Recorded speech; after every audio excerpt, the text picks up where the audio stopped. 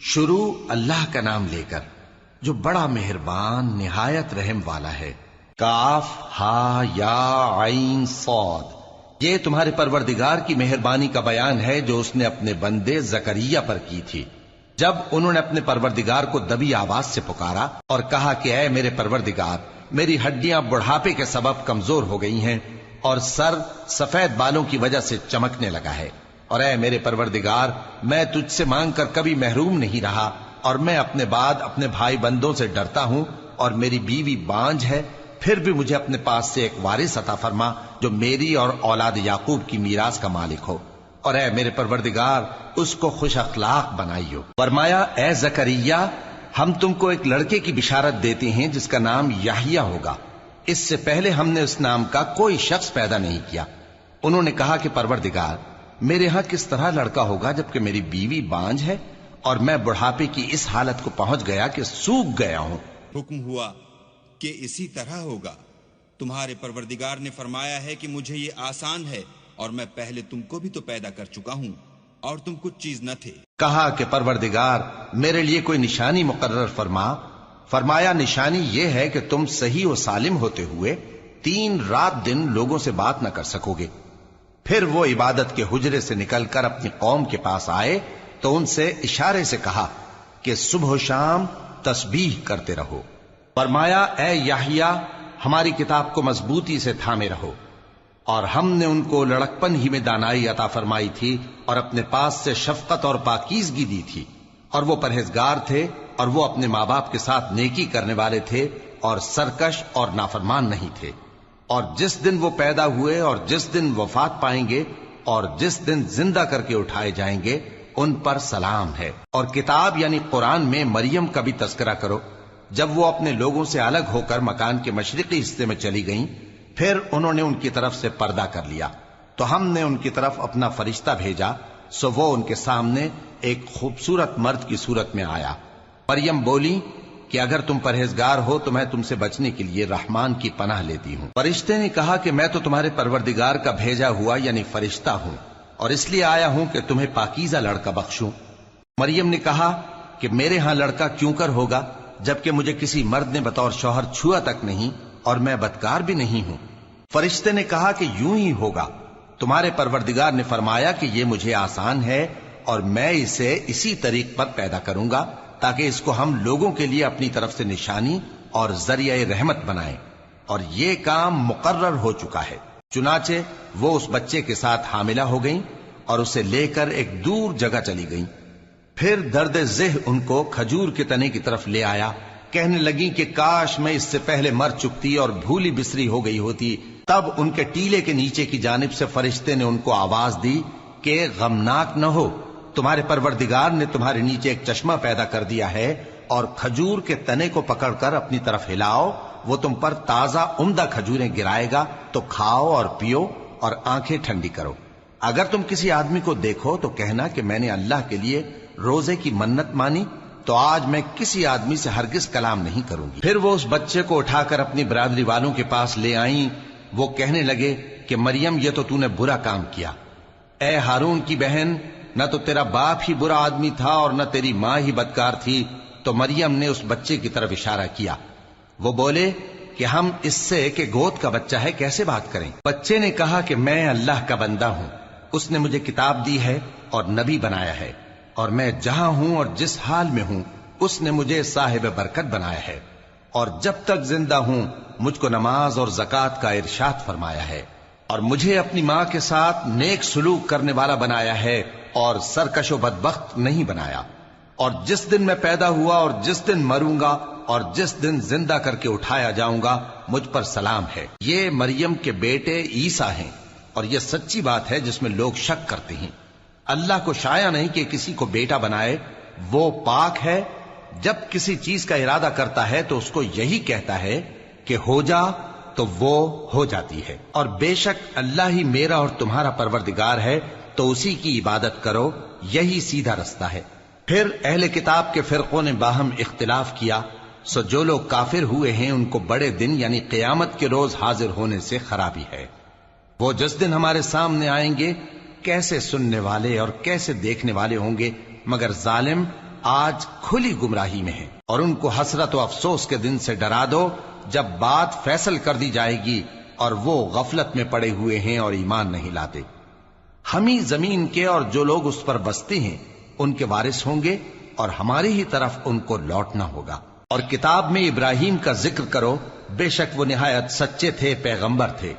جب انہوں نے اپنے باپ سے کہا کہ ابا، آپ ایسی چیزوں کو کیوں پوچھتے ہیں جو نہ سنیں اور نہ دیکھیں اور نہ آپ کے کچھ کام آ سکیں؟ ابا، مجھے ایسا علم ملا ہے جو آپ کو نہیں ملا، تو میرے ساتھ ہو جائیے، میں آپ کو سیدھی راہ پر لے چلوں گا۔ ابا، شیطان کی پوجا نہ کیجیے، بے شک شیطان اللہ کا نافرمان ہے۔ ابا، مجھے ڈر لگتا ہے کہ آپ کو اللہ کا عذاب آ پکڑے تو آپ شیطان کے ساتھی ہو جائیں۔ اس نے کہا کہ ابراہیم، کیا تو میرے معبودوں کے خلاف ہے؟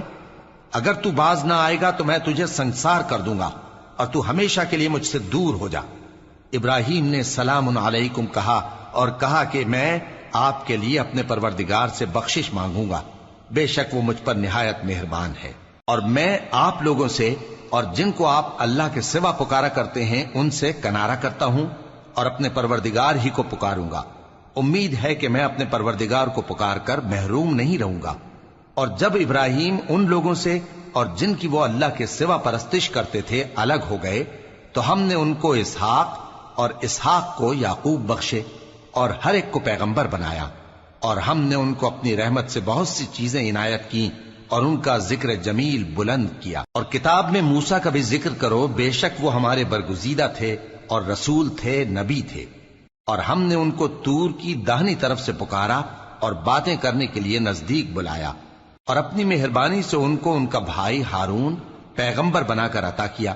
اور کتاب میں اسماعیل کا بھی ذکر کرو، وہ وعدے کے سچے اور رسول تھے، نبی تھے، اور وہ اپنے گھر والوں کو نماز اور زکوٰۃ کا حکم کرتے تھے اور اپنے پروردگار کے ہاں پسندیدہ تھے۔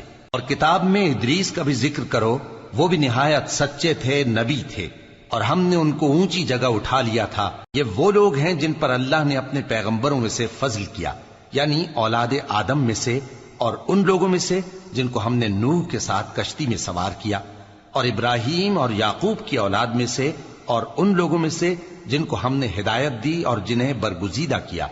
جب ان کے سامنے ہماری آیتیں پڑھی جاتی تھیں تو سجدے میں گر پڑتے اور روتے رہتے تھے۔ پھر ان کے بعد چند ناخلف ان کے جانشین ہوئے جنہوں نے نماز کو ضائع کر دیا اور خواہشات نفسانی کے پیچھے لگ گئے، سو ان قریب ان کو گمراہی کی سزا ملے گی۔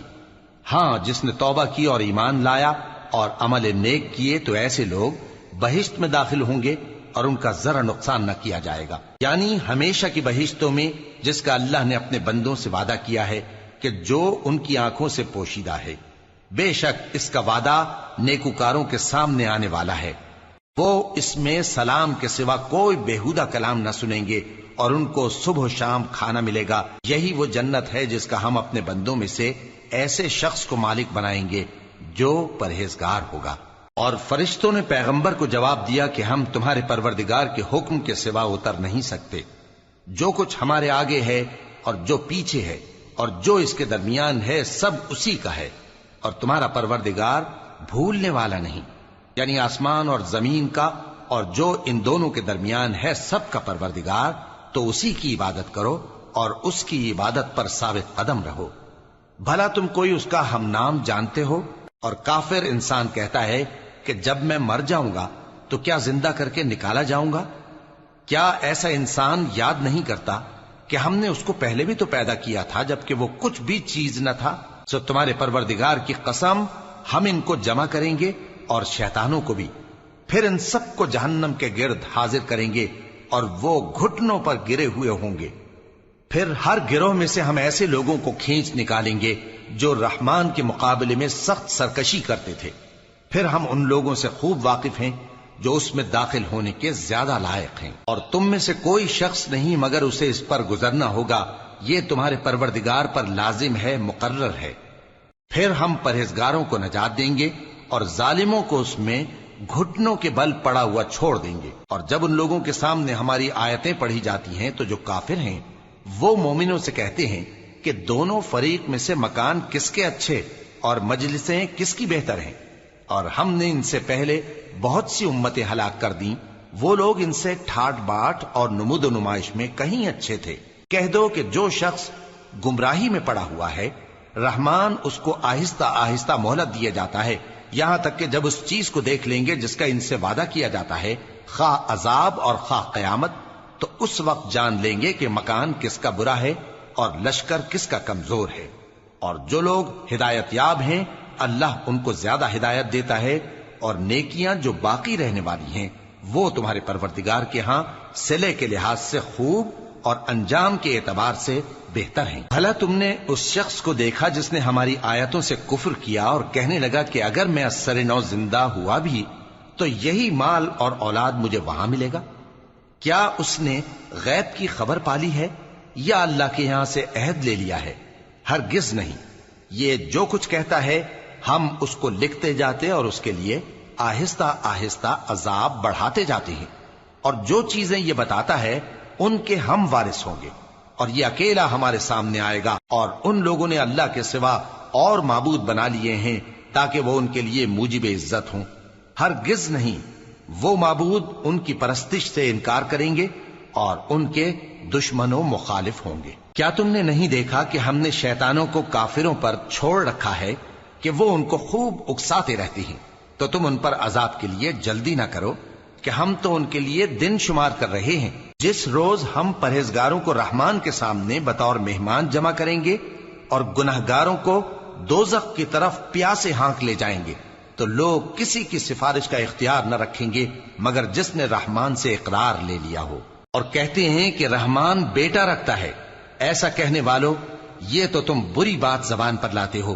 قریب ہے کہ اس جھوٹ سے آسمان پھٹ پڑے اور زمین شق ہو جائے اور پہاڑ پارا پارا ہو کر گر پڑیں کہ انہوں نے رحمان کے لیے بیٹا تجویز کیا، اور رحمان کو شایع نہیں کہ کسی کو بیٹا بنائے۔ ہر شخص جو آسمانوں اور زمین میں ہے رحمان کے روبرو بطور بندہ ہی آئے گا۔ اس نے ان سب کو اپنے علم سے گھیر رکھا اور ایک ایک کو شمار کر رکھا ہے، اور یہ سب قیامت کے دن اس کے سامنے اکیلے اکیلے حاضر ہوں گے۔ اور جو لوگ ایمان لائے اور عمل نیک کیے، رحمان ان کی محبت مخلوقات کے دل میں پیدا کر دے گا۔ اے پیغمبر صلی اللہ علیہ وآلہ وسلم، ہم نے یہ قرآن تمہاری زبان میں آسان بنا کر نازل کیا ہے تاکہ تم اس سے پرہیزگاروں کو خوشخبری پہنچا دو اور جھگڑالوؤں کو ڈر سنا دو۔ اور ہم نے ان سے پہلے بہت سے گروہوں کو ہلاک کر دیا ہے۔ بھلا تم ان میں سے کسی کو دیکھتے ہو یا کہیں ان کی بھنک سنتے ہو؟